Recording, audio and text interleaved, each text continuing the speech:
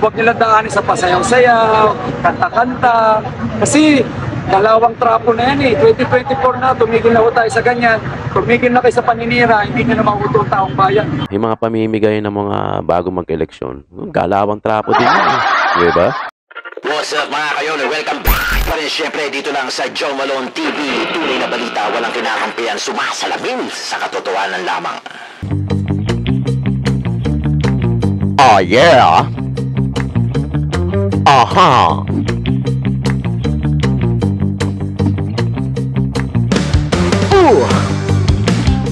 Aha, aha!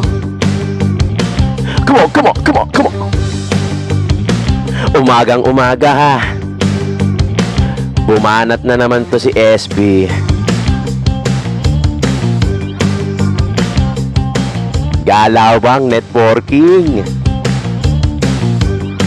Bumanat na naman si Upline. Oh! Come on, come on, come on! Oh yeah! Araw ng Martes. Oh!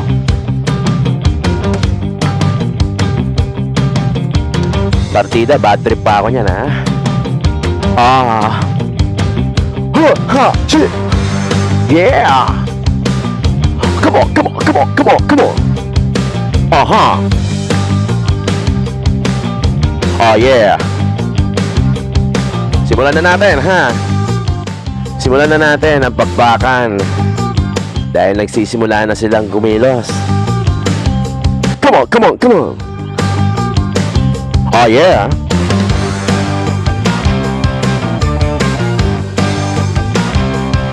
Oy, Martes ha?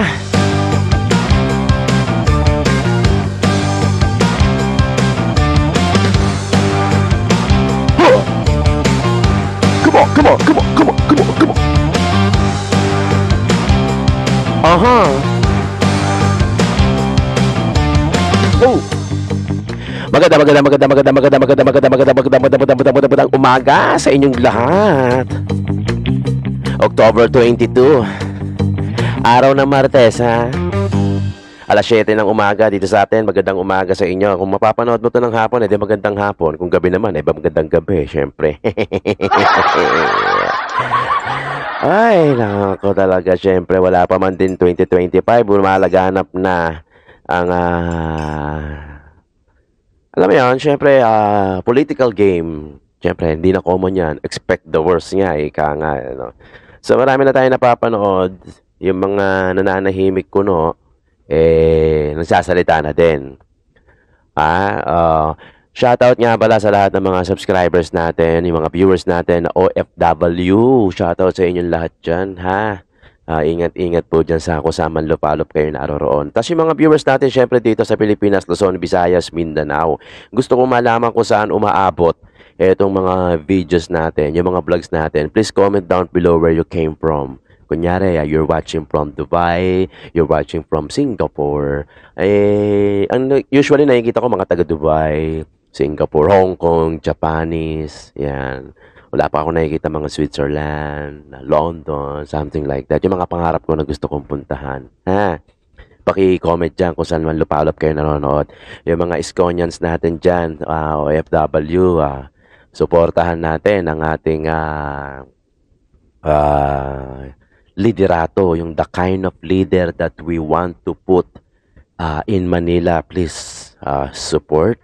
Maraming salamat sa inyo. Okay ba yung boses natin? Medyo dinig ba? Medyo lalakasan natin. Para doon sa mga gustong bumili ng cup, ito yung Isko is back. Sa Facebook ko, Facebook page ko, Joe Malone TV. Kasi dito sa YouTube, sana yun din ang i-develop nila, no? Yung may mga messages din. Sa YouTube, walang mga messages eh. So, kung gusto nyo ako i-message, doon na sa Facebook. Tapos, shoutout sa lahat ng mga major sponsors natin. Shoutout kay Ma'am Melcy, kay Pyromel, at saka kay Ma'am Janet, yung nagbibigay ng ating pangkape. Black coffee tayo ngayon. Tapos, syempre, doon sa nagpadala sa atin sa GCash. Yung sa GCash na nagpadala sa atin. Ano ba yun? Maraming salamat Pagka magpapadala kayo sa GCash, teka lang ha. Ayan. Pag magpapadala kayo sa GCash, merong messages doon. Pwede nyo lagay yung pangalan nyo doon para ma-address ko kayo properly at ma-shoutout ko kayo ng pangalan nyo. Kasi yung nagpadala sa atin, nakalagay lang, di ba sa GCash, letter saka asterisk. So, D, tapos asterisk, letter D. Pero I'm sure nanonood ka. Kung nanonood ka, maraming salamat sa pangkape at binigyan mo ng kulay ang buhay ni Totoy. Eto, ay nako. Panoorin natin to. Yan nakikita nyo sa screen ninyo na yan. Panoorin natin to. I believe na bago lang to Dumaan lang sa newsfeed ko. So, tingin ko bago lang siya. So natuto na rin siyang magpatutsada si SB. Ako minsan pag-usapan natin to. Gusto ko pag-usapan natin to.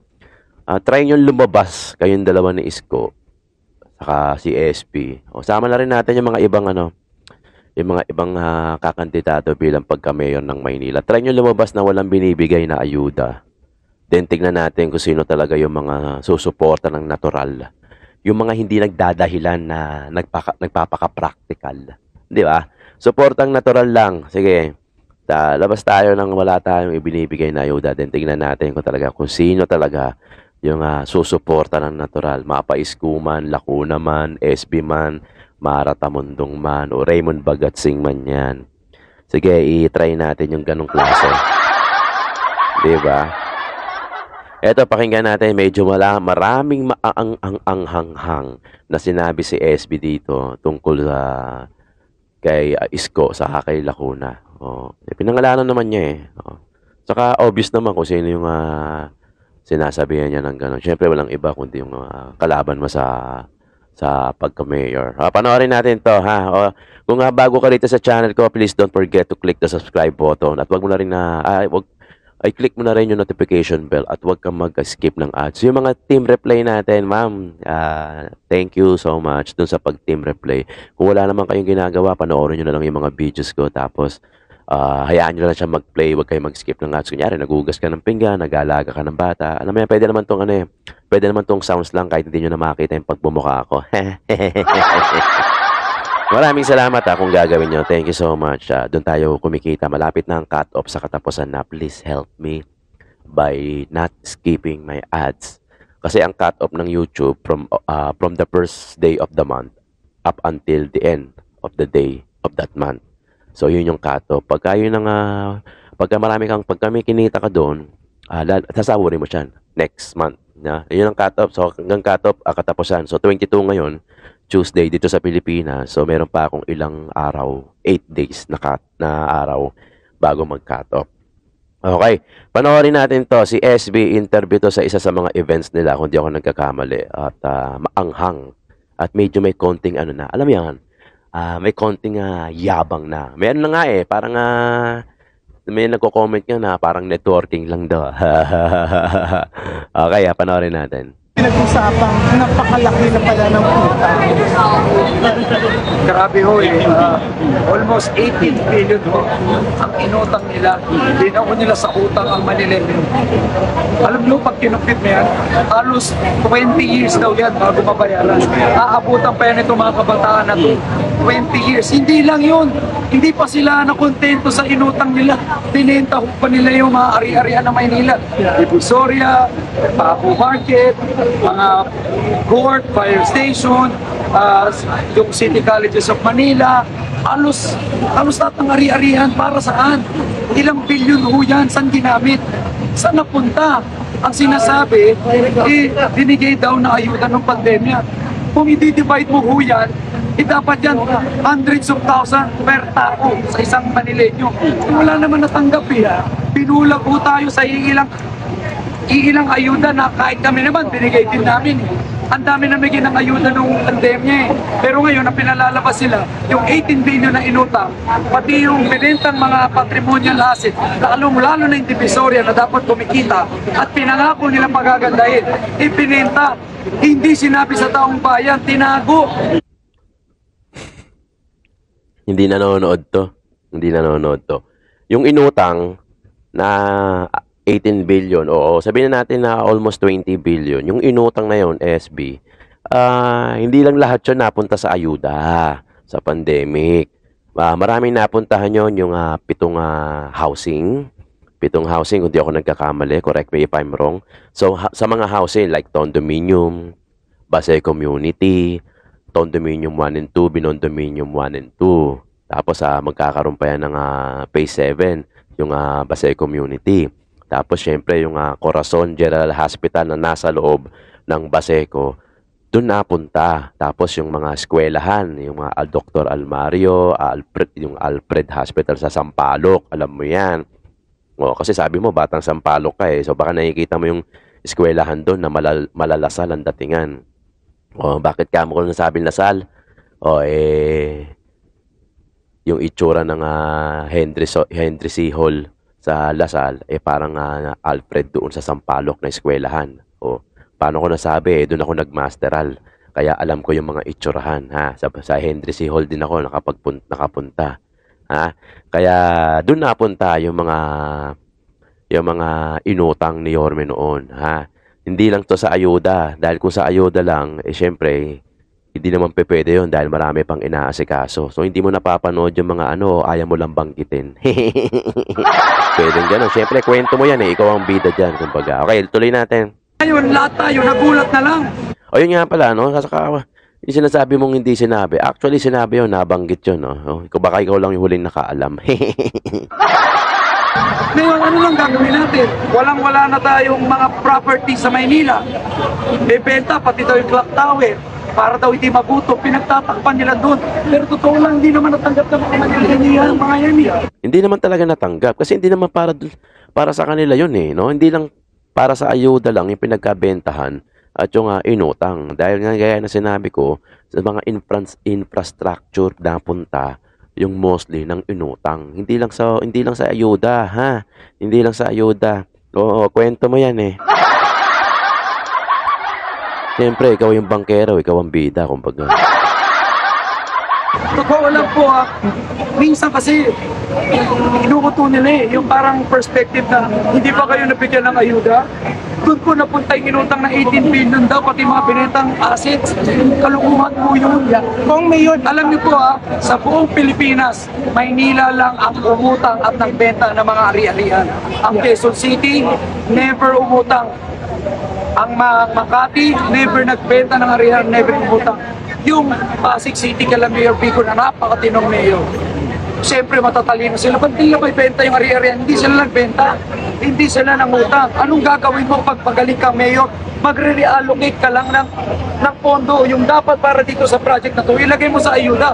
Ganun lang kasimple yun. Ngayon, hindi ko alam kung bakit pinahon nila na sobra-sobra sa utang. Ngayon, sila ba magbabayad doon? Hindi. Mga taong bayan. Mahirap na nga, lalo pa naghihirap. Sa tagal ko tumutulong. Dati tumutulong ko, maraming mahirap. Pero ngayon, mas dumami ang mahihirap sa Maynila. Kaawa-awa na ho, kaya talaga ako tumakbo kasi wala nang chance Wala nang pag-asa yung mga Manileño. Imbis bigyan sila ng mga kabuhayan, negosyo. Yun yung pinamimigay ko kasi doon ako galing, doon ako umangat. Yun dapat ang binibigay ng gobyerno natin, ng trabaho at kabuhayan para sa lahat. Para mayangat nila yung sarili nila. Makalaban sila sa hamon ng buhay. Yun yung wala yung Manileño. Yun yung gusto nating dalhin dito sa Maynila. At yun ang experience ko bilang negosyante for the past 20 years. kung may Sasamahan ko Manileño hanggang dulo, hanggang mayangat ko yung mga buhay nila. Yan, Mabago yung mga buhay nila. Networking na networking ang datingan. Gagawin natin in a much grander scale. Dahil buong Maynila, ibibigay natin yung para sa kanila. Tulay lang ho ako. Ibibigay ko yung nararapat na benepisyo at tulong para sa Manileño. kung Mayor, siya, Ang nangyari, walang public consultation. Ganyan ang ginawa nila. Kaya nga sila nag-aaway, nagbabatuhan ng putik. Ikaw nangutang, ako magbabayad, ikaw magbabayad, siya nangutang. Pero silang dalawa may kasalanan Kayo gumawa niya, sama-sama niyong ginawa yan, sama-sama niyong binenta, sama-sama niyong inutang. Ngayon, sino magbabayad? Taong bayan. Tinako ninyo, hindi nyo man lang pinaalam sa amin. Nalaman ko ilang taon na Ako yun Ako yung nagbabasa na. Kung ikukumpit nyo, i-research nyo po, huwag tayo magpapagulat. Nung sinabi mo, Sobrang bilyon ang inutang nila, ang binenta nila, at tinitan. nung sinabi mo dalawa, sino sila? Yung dalawang huling namuno, di ba? Si Isko, tsaka sila magkakasama eh. Bigyan kasi Kaya na.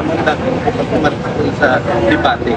Ako naman, mas gusto kong magdebate kami. Ayan, Ngayon ayan. kasi ako pa sinisiraan nila eh. Para daw itigil ko yung ginagawa kong pagtulong. Ang sinisira nila sa akin, kaya daw ako namimigay ng ayuda, babawiin ko daw pag nanalo ko. Ayan. Bakit ako nag-i-explain, ako na nga tumutulong? Kayo mag-explain kung saan napunta yung inutang yung almost 18 billion at yung mga binenta yung billion-billion na properties sa Maynila. Kayo mag-explain sa buong Maynila, sa mga Manileño, hindi ako. Actually, matagal lang na-explain to. Oo. Nood-nood din SB, ha? Nood-nood din SB. Matagal nang pinaliwanag to sa mga Manileño. At matagal na rin naiintindihan. Marami magko-comment dyan sa akin na talagang na-explain na to kung bakit binenta yung lupa ng Divisoria Mall, kung bakit nang hiram at kung saan napunta. Manileño rin naman yung nakinabang doon sa pinagkautangan. Marami nang nakakaalam niyan, SB. Baka ikaw hindi mo alam kasi hindi ka nagre-research. Pero alam na nila yan, alam na namin yan, alam na namin yung ganyang klaseng kwento. Yan lang talaga yung binabato kay Yorme Isko Moreno. Dahil yan lang naman talagang makikita nyo eh, di ba? Yung utang sa kanyang pagbenta. Kung mapapansin nyo, di ba? Kung mapapansin nyo mga kayo, no? Mga viewers natin dito sa Joe Malone TV, wala naman maiba to kay Yorme eh. Utang, di benta ng Benta Boy, utang Divisoria Mall. Nabinenta yung Divisoria Mall, yung mga vendors inalis. Tapos yung inutang na doon lang umiikot, 'di ba? Yun lang yung cycle kasi wala na silang makikitang butas eh. Pilit nilang ginagawan ng issue yung utang at saka yung pagbebenta. Well, in fact, napaliwanag ng matagal sa buong Manileño kung saan napunta yung utang at kung bakit binenta yung lupa ng Divisoria Mall, 'di ba? Kaya talagang yun lang yung maibato nila kay Yorme Isko Moreno, wala na silang makitang iba. Kaya yun, paulit-ulit sila. Kayo mag-explain. Diba? Kaya sabi mo, kung gusto mo ng debate, okay lang. Magsagutan tayo eh. Kaya naman natin, ginagawa na natin yan sa UP Diliman. Yung debate na yan, talagang ipipilit mo na magdebate at magkita kayo sa isang lugar para makapagdebate. Kasi talagang hindi ka napapansin eh. Kasi gusto mo mapansin ka ni Yorme Isko Moreno para talagang mahati yung desisyon ng tao, di ba? Pero tingin ko hindi mangyayari yan kasi talagang hindi na kailangan pang patunayan ni Yorme Isko Moreno yung mga nagawa niya. Yung susunod natin na video dito, tigpanoorin nyo. Maganda yung sinabi ni Yorme Isko. Ganong klase yung liderato. Tapusin na natin to si SB. Alam mo, pag wala kang ginawang masama, wala kang kakatakot. Ngayon, dahil takot sila magdebate, ewan ko kung papayag sila magdebate. Takot ba sila pakipagdebate sa'yo, SB? Parang wala pa naman natin nangyayaring ganun. Meron na ba invitation? Hindi ko alam. Pero knowing Yorme Isko Moreno, hindi yan matatakot sa debate.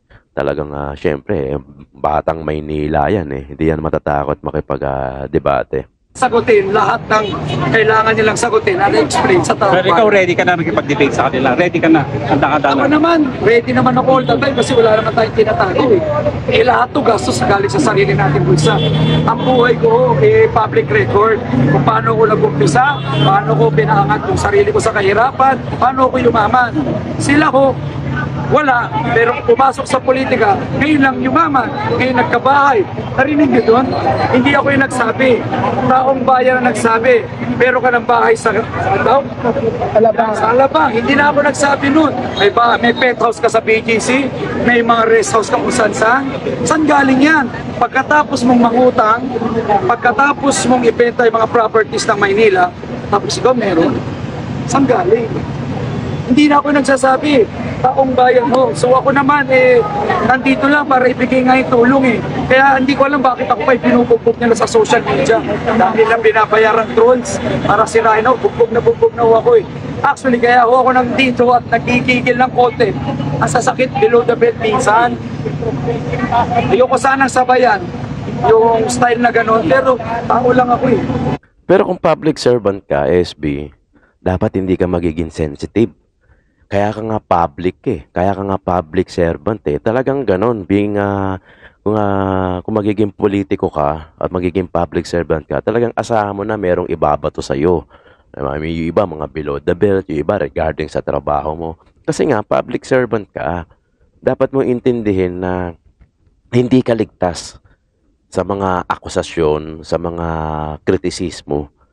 Dahil ikaw ay public servant. Kung gusto mo pala, kung nasasaktan ka pala dyan, huwag ka maging public servant. Maging private citizen ka. Di ba?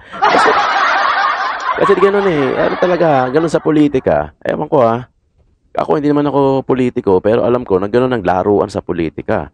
Talagang lahat hahalongkatin, di ba? Lahat sisirain. Lahat ng nagawa mo, makakalimutan, di ba? Ganun talaga sa politiko, SB. Masanay ka na, ha? Masasaktan ako eh. May personalin mo ko, ililihis mo sa Kung ayaw mo masakta, maglaro ka ng chess. akin yung dapat ikaw nag-explain. Matagal na na-explain nga. Papamitin mo yung imahe ko. Kahit aso, sa paki mo, sipahin mo, kakagat. Ako pa kaya?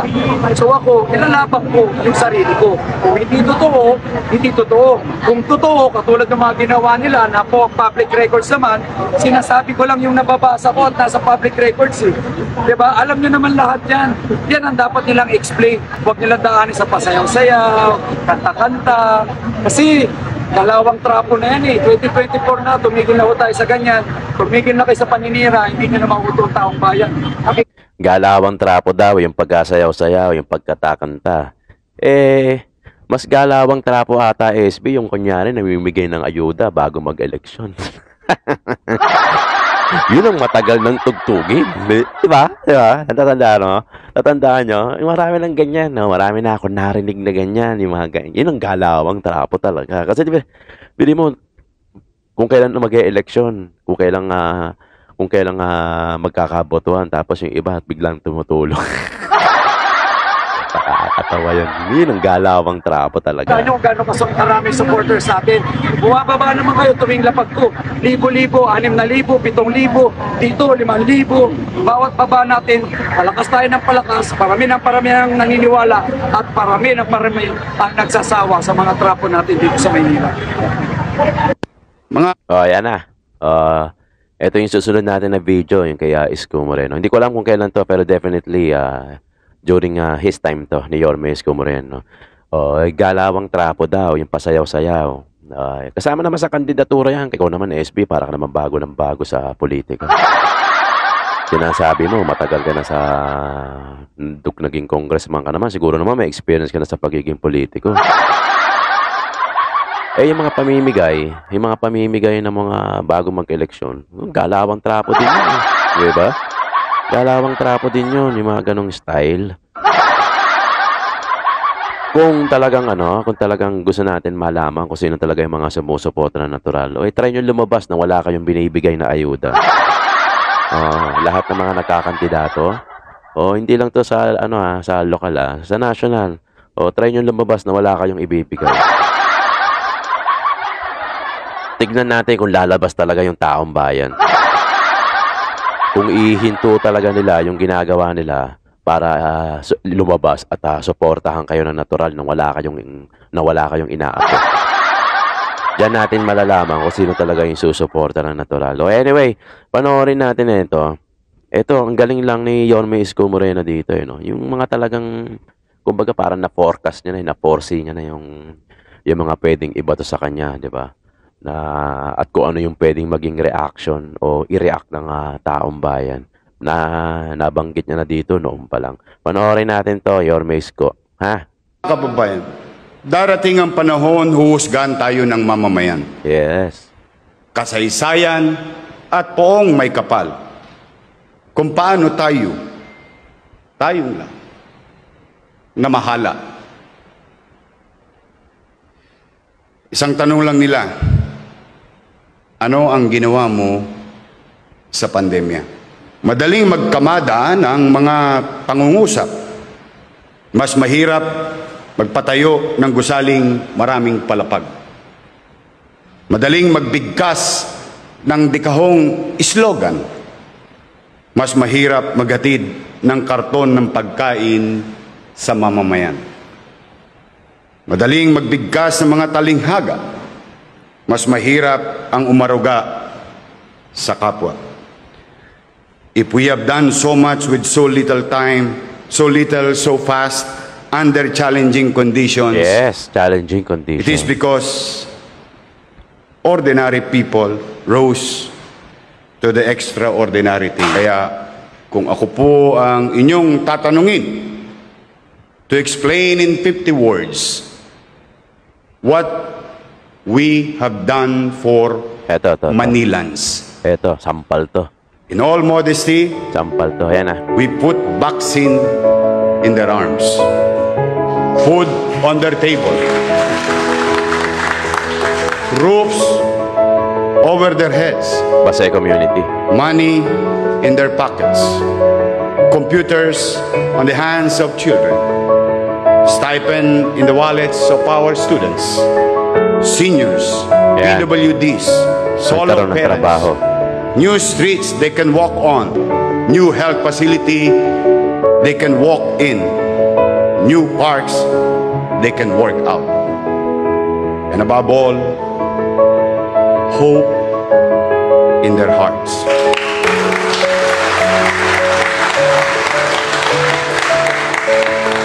Maraming salamat sa bawat isa sa inyo. To their selflessness and sacrifices, the state of our city is strong and our future secured.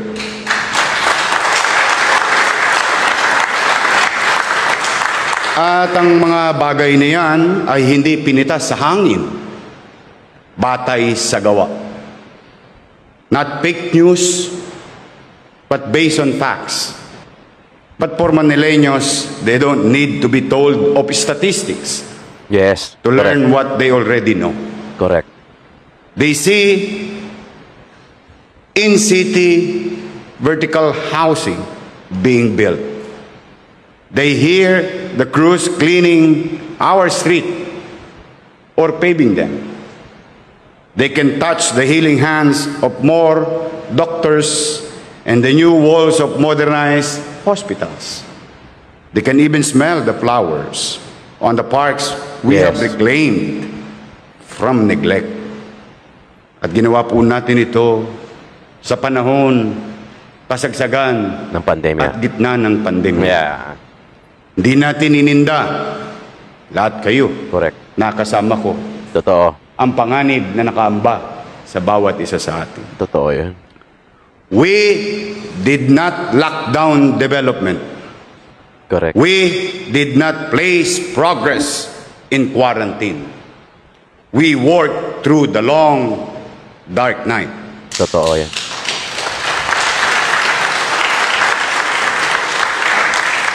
Dahil tayo ay nagpunyagi sa karimlan ng gabi, kaya tayo ay ginantimpalaan ng bukang liwayway ng ating tagumpay. Totoo yun, ha? No, totoo yan. Actually, yung termino kasi ni Yorme Isko Moreno from July 1, 2019. July 1, 2019, July, August, September, October, November, December, January, February, March, the following year, 2020. Lockdown eh. Dahil sa pandemya, yung COVID-19. Pero gaya na sinabi ni, tinamaan ako dun. Gaya na sinabi ni Yorme Isko Moreno na kahit na nag-lockdown tayo, tuloy-tuloy pa rin yung proyekto eh. 'Di ba? Natatandaan nyo, Manileño. Eto, ako, batang Manileño ako. Batang Maynila, batang Tondo. Kung iba-background investigation nyo ako, lumaki ako sa Sunday Street, 1980. Sunday Street, formerly Sunday Street, ngayon Nicolas Zamora. Malapit sa Cine X. Malapit sa Plaza Moriones. Doon ako lumaki. Tapos, doon ako, kalahati ng kabataan ko nando doon. Tapos, lumipat kami ng Moriones, Masinop, Balimbing. 1 year lang yun doon. Kasi pinaalis na kami. Yung July 16, 1990 na lindol, ando doon ako sa Sunday Street noon. Ang telephone number namin is 214-866. Malapit kami sa Cine X, yung 1272 drugs. 'Di ba? Tapos nag-aaral ako sa Holy Child. Yun, kasi konting kembot lang yun, Holy Child na eh, malapit na sa simbahan. Tapos natira kami ng Moriones, Masinop, Balimbing. Tapos natira ako sa Dagupan, Barangay 49. Diyan na ako lumaki. Diyan, yung kalating kabataan ko, diyan na ako lumaki. Diyan na ako na-develop yung kabataan ko. Tambay din ako sa Divisoria. Kaya alam ko yung kwentong Divisoria, kwentong kundangan. Alam ko eh, kabisado ko. Kahit nakapikit, kaya kong ikwento. Nasaksiyan ko yung worst ng Divisoria hanggang sa tumino dahil sa pamumuno ni Yorme Isko Moreno. Kumbaga, I'm talking about in behalf of my younger years, di ba? Kasi talagang nasaksiyan ko. So kung sasabihin mo na trapo ako, nabayaran ako, hindi. Kasi lahat ng sinasabi ko based on facts yan. Hindi yan based on kwento-kwento lang. Magko-comment naman yung mga manilenyo dyan eh, kung tama o mali yung sinasabi ko. Panahon pa ako ni Paquito In. Panahon pa ako ng Moriones Plaza na doon kami naglalaro. Batang 80s ako eh, di ba? Doon kami naglalaro kasi tapat namin kalsada, Sunday Street. So yan pa yung mga panahon ko. Panahon pa ako ng CineX. Panahon pa ako ng maraming tao sa Divisoria pagka night market. Wala, hanggang ngayon pa naman, marami pa naman. Pero mas masaya noon. Kaya ako sinasabi to kasi talaga nakita ko kung ano yung mga sinasabi ni Yorme Isko Moreno na during the pandemic times, during his time, talagang hindi tumigil kahit na pandemya tayo noon. Talagang sabi nga niya, hindi niya ni-lockdown yung opportunity. Hindi siya nag-focus lang doon na pandemya tayo, wala tayong ibang gagawin. Hindi siya nag-focus doon. Talagang marami pa nangyari. Kaya kung babatuhin nyo lang si Yorme Isko Moreno dahil doon sa inutang niya at saka dahil doon sa binigpentahan ng lupa, wala pa kayo sa kalingkingan na nagawa ni Yorme. Totoo. Di ba? Wala pa kayo sa kalingkingan na nagawa ni Yorme. Totoo yan. Kaya nyo pinipilit na magdebate. Kasi alam ko, kasi once in a lifetime, siguro once in your lifetime, hinangaan nyo din si Yorme dahil sa leadership skill niya. Ganyan kasi ng klase yung liderato eh. Kasi mayroong mga challenging condition. Yung ginagawa niyang pagbibigay, madali na lang gawin yan eh. Kahit ordinaryong Pilipino, kayang gawin yan. May pera man o wala, nakakapagbigay nga sila. Meron nga silang makain o wala, nag-aalok pa rin sila. Because one of the Filipino characteristic, yung mapagbigay. Yan na tayo eh. Innate na sa atin yan. Pero yung leadership skill sa challenging condition, yung mga may mga excellent leadership skill lang yung nakakagawa nun. And one of those is Yorme Isko Moreno. Itagaan nyo sa bato yan. Talagang gaganda ang Maynila pagka si Yorme yung nanalo. Yan, follow nyo na ako pagka hindi totoo yung sinabi ko. Sige, ganito na lang. Itataya ko na yung channel ko. Pag nanalo si Yorme tapos wala siyang ginawa next year, yung susunod na yung sa pamumuno niya, buburahin ko na tong channel ko, mag-iiba na lang ako ng content. Hindi na ako magpo-political content. Ganun na lang, total, marami naman akong channel, magpo-focus na lang ako sa iba. Ligwakin na natin tong Jomalon TV o kaya palitan na natin yung content. Total, pagod na rin lang din akong sa ganitong klaseng trabaho na araw-araw, upload, di ba? Gusto ko na rin na kahit papaano, medyo chillax lang. Tataya ko na yung channel ko. Pag walang ginawa si Yorme, sige, magkalimutan na tayo. Unsubscribe nyo na ako, unfollow nyo na ako sa lahat ng social media ko. Mag-iiba na lang ako ng content or maybe magne-negosyo na lang ako. Talagang ganun ako katiwala na alam kong yung sinusuportahan ko. First time kong sumuporta sa isang politician na talagang alam kong merong ibubuga at alam kong may mga nagawa na. Itataya ko na lang yung channel ko. Total, marami na akong ginawang content eh. Hindi naman ako mawawalan, di ba? Di ba? Pero tayo mawawalan pagka hindi natin naluklok to. Pag nagpasilaw tayo sa mga ayu-ayuda. Kaya nga sabi ko, subukan nyo lahat kayo, lumabas kayo na wala kayong ibibigay. Tignan natin kung ihinto ng manilenyo yung ginagawa nila. Tapos lalabas ng bahay para kamayang ka, para suportahan ka. O para magpa-picture o pagkaguluhan ka. Doon na lang eh. Doon na natin sipatin. Doon na natin gaya nga sinabi ni Yorme Isko Moreno, hindi na kailangan ng malilenyo ng statistics. Hindi na kailangan ng malilenyo kung na isabihin sa kanila kung sino yung may mga amin nagawa. Kasi naramdaman namin eh. Nalaman namin talaga kung sino. Kaya nga, I don't think na kaya mong tapatan yung ginawa ni Yorme Isko Moreno lahat ng mga nangangandidato bilang pagka-mayor. Pwede naman kayong mangarap eh, pero hindi nyo kayang tapatan yung mga ginawa ni Yorme during those time na pandemya, challenging condition, kailangan ng critical thinking at agarang solusyon. Yun ang sinasabi ko. Madali magbigay. Mahirap ka man, mayamang ka man. Yung mahirap nga, nakakapagbigay. What more kung meron kang sobra-sobra. Madali na lang yan. Madali na lang magbigay. Kahit sino, kahit pulubi, kayang gawin yan eh. Street dwellers nga, nakakapag-alok pa ng makakain. Pag ini-interview ko, mga street dwellers, inaalok pa ako ng makakain. Biri mo ha, wala na nga silang makakain pero aalokin ka pa. Kasi innate na yun eh. Na karakter ng isang Pilipino. Ano na yun? Andun na yun. Andun na yun. May pera ka man o wala. Pero yung pagiging leadership skill, gaya nung kay Yorme Isko Moreno, dinedevelop yun. At yun ang nakita namin mga Manileño. Yun na. Maraming salamat mga kayon. Huwag kayong mag-skip ng ads at I hope na meron kayong napulot. Iluklok lang natin kung sino yung sa tingin natin na talagang may resibo. Huwag tayong masyadong papasilaw doon sa mga pabigay-bigay.